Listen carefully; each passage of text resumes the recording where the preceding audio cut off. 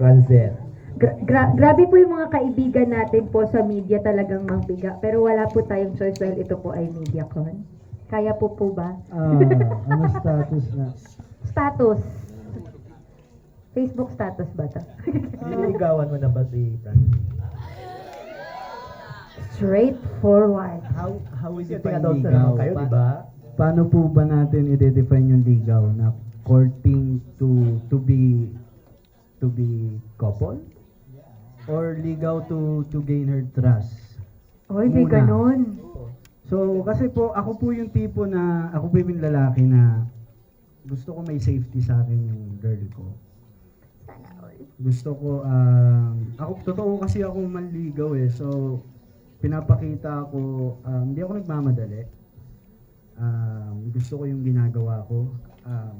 Kung ano, asan ako, gusto ko yun. Kung anong estado namin, kontento ako doon. Towards her parents, importante yon kung paano yung samahan namin. So tingin ko, doon muna ako nagpo-focus.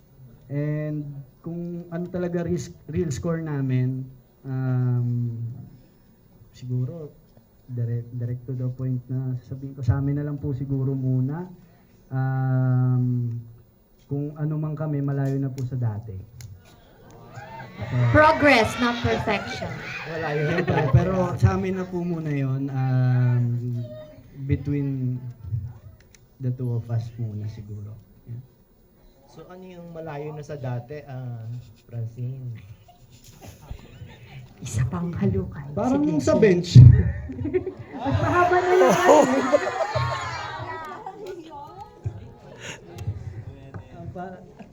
Parang mamaya na yun. Yan na daw po yan, sir. Hanggang doon na lang daw po. Follow up, Seth, ano? Kasi na-intriga ako doon sa sinabi mo kanina na willing kang pahiram ang pangalan mo kay... Pare, tapos yung papapahiram ng apelido.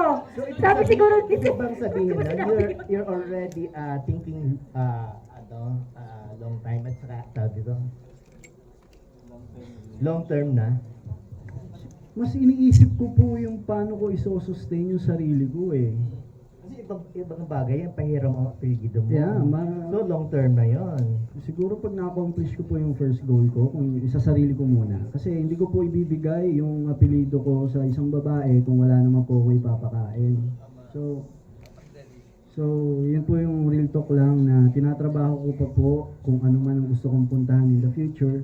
So, kapag medyo nakakamit ko na yun, siguro, right time na para pag-isipan yan. Saka we're young. Bata pa po kami, marami pa pong pwede i-explore. Saka yung career namin, priority namin, and yung craft namin, ini-improve pa po namin. Marami pa po kami hindi nasusubukan. So, yun po muna yung pinaplano po namin. Hindi nawawala sa amin yung pag-uusap. Saka yung, kung nasan kami ngayon, alam namin sa utak namin yun. Parehas namin. it is where it is. Yeah. Yeah. Follow-up question, do you foresee yourself na magkakasama pa kayo sa mas marami pang projects in the future? Kasi yung iba, di ba, ibang lab teams, humihil-walay muna sa lab team nila, nag-explore. Yung unang kung magsasama pa kami sa maraming project, sa tingin ko po, yes. Hindi po to yung last. Meron pa.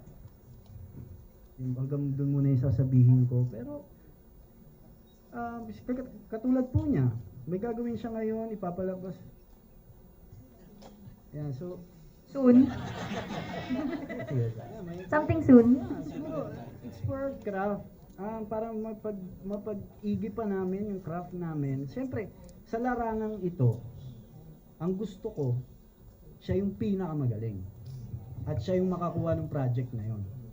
Sa tingin ko, siya yung kayang gawin yung project na yon. And vice versa.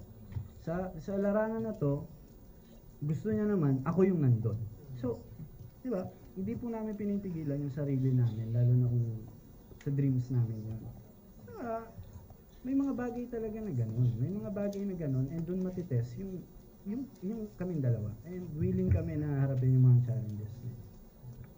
Do you see yourself growing with each other kapag magka-lab team kayo? We're growing each other po.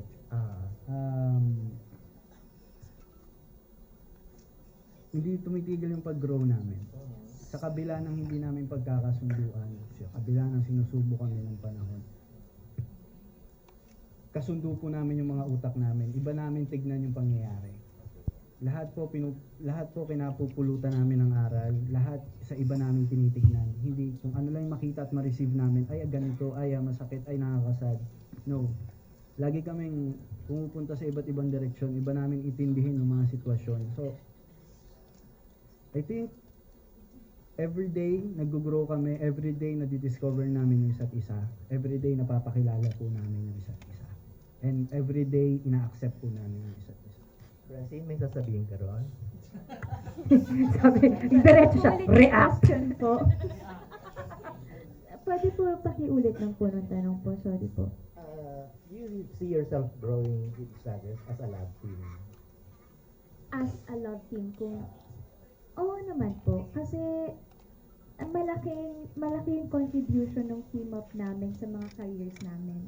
At hindi naman namin parang babaliwalain lang yung contribution ng isa't isa sa mga trabaho po namin, 'di ba, sa mga career namin. But I also believe in what he can do. Kung tingin nyo parang sobrang galing na niya, mas meron pang isosobra yun. Mas meron pa siyang galing na mailalabas.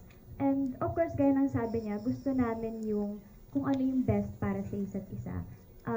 Doesn't mean naman na if he wants to explore, it's okay as long as kung makakabuti para sa kanya, why not, diba?